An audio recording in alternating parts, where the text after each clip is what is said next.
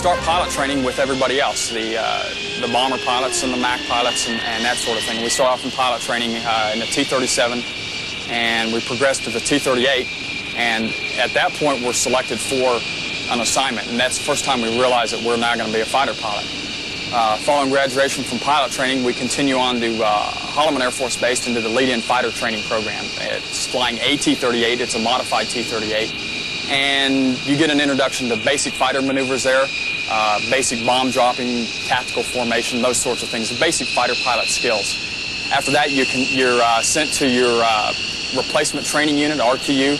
They're called various things. For the F-15, we call it the RTU, for about 4.5 months to learn to fly the F-15, and again, a little more advanced course on basic fighter pilot flying, basic fighter maneuvers, ACM, ACT, you probably hear those terms tossed out. Following that, we'll come to our assigned unit, and we'll spend another 3 months becoming mission ready in what's called mission qual training, MQT. And at that point, we're a fully mission ready pilot and ready to do our mission.